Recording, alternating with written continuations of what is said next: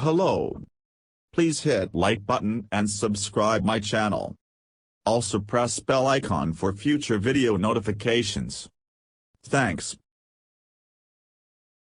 In the moments immediately following the Big Bang, the very first gravitational waves rang out. The product of quantum fluctuations in the new soup of primordial matter, these earliest ripples through the fabric of space-time were quickly amplified by inflationary processes that drove the universe to explosively expand. Primordial gravitational waves, produced nearly 13.8 billion years ago, still echo through the universe today. But they are drowned out by the crackle of gravitational waves produced by more recent events, such as colliding black holes and neutron stars. Now a team led by an MIT graduate student has developed a method to tease out the very faint signals of primordial ripples from gravitational wave data.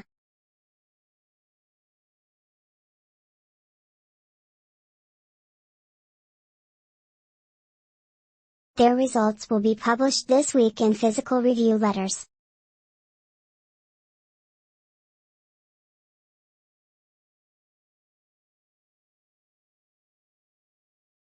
Gravitational waves are being detected on an almost daily basis by LIGO and other gravitational wave detectors, but primordial gravitational signals are several orders of magnitude fainter than what these detectors can register.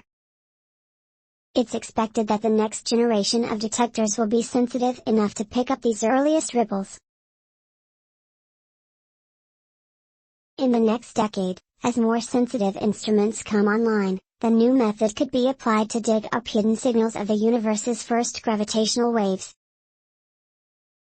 The pattern and properties of these primordial waves could then reveal clues about the early universe, such as the conditions that drove inflation. If the strength of the primordial signal is within the range of what next-generation detectors can detect, which it might be, then it would be a matter of more or less just turning the crank on the data, using this method we've developed, says Sylvia Biskova-Anu, a graduate student in MIT's Kavli. These primordial gravitational waves can then tell us about processes in the early universe that are otherwise impossible to probe. Biskovana's co-authors are Colm Talbot of Caltech, and Eric Chana and Rory Smith of Monash University. A concert on the hunt for primordial gravitational waves has concentrated mainly on the cosmic microwave background, or CMB, which is thought to be radiation that is left over from the Big Bang. Today this radiation permeates the universe as energy that is most visible in the microwave band of the electromagnetic spectrum.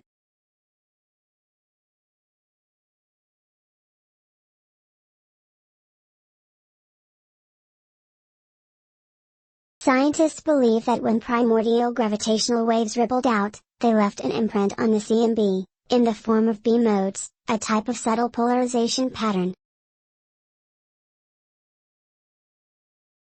Physicists have looked for signs of beam modes, most famously with the BICEP array, a series of experiments including BICEP 2, which in 2014 scientists believed had detected beam modes. The signal turned out to be due to galactic dust, however. As scientists continue to look for primordial gravitational waves in the CMB, others are hunting the ripples directly in gravitational wave data. The general idea has been to try and subtract away the astrophysical foreground, any gravitational wave signal that arises from an astrophysical source, such as colliding black holes, neutron stars, and exploding supernovae. Only after subtracting this astrophysical foreground can physicists get an estimate of the quieter, non-astrophysical signals that may contain primordial waves. The problem with these methods, Biskova-Anu says, is that the astrophysical foreground contains weaker signals, for instance from farther off mergers, that are too faint to discern and difficult to estimate in the final subtraction.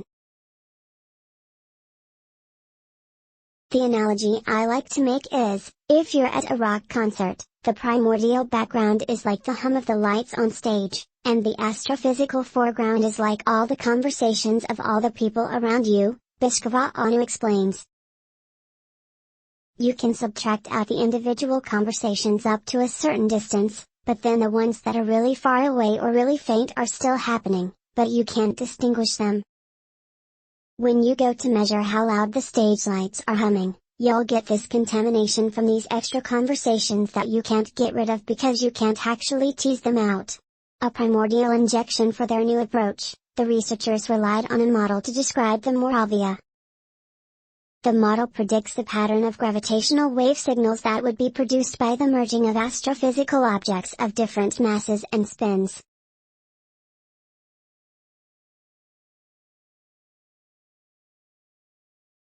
The team used this model to create simulated data of gravitational wave patterns, of both strong and weak astrophysical sources such as merging black holes.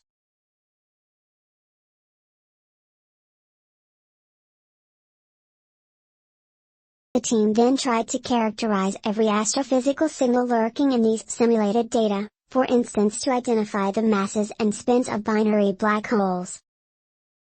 As is, these parameters are easier to identify for louder signals, and only weakly constrained for the softest signals.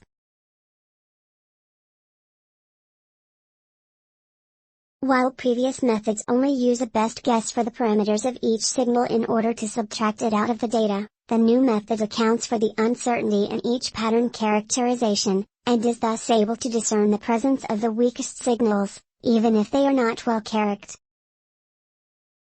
Biscava says this ability to quantify uncertainty helps the researchers to avoid any bias in their measurement of the primordial background.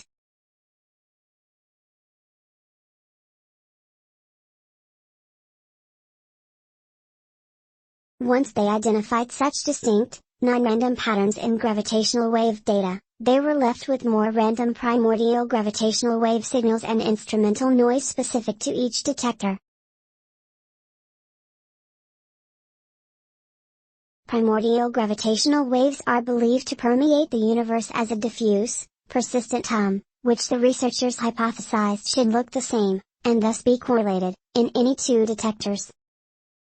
In contrast, the rest of the random noise received in a detector should be specific to that detector, and uncorrelated with other detectors. For instance, noise generated from nearby traffic should be different depending on the location of a given detector.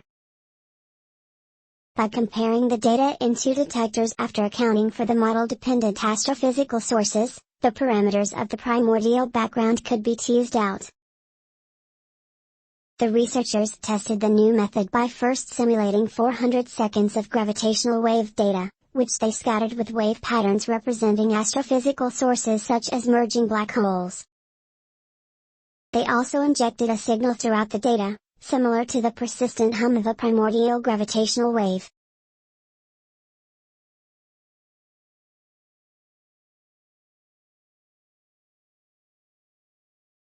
They then split this data into 4-second segments and applied their method to each segment, to see if they could accurately identify any black hole mergers as well as the pattern of the wave that they injected.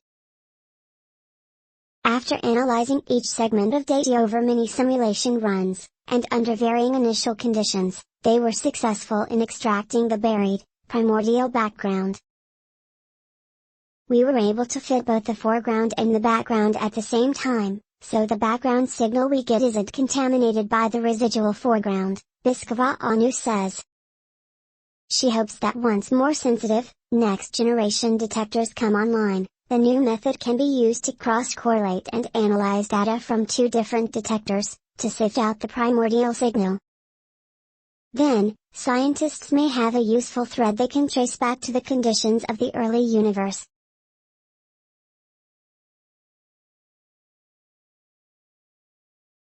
Please support our channel to grow by pressing subscribe button as well as the bell icon for daily science updates. Thank you.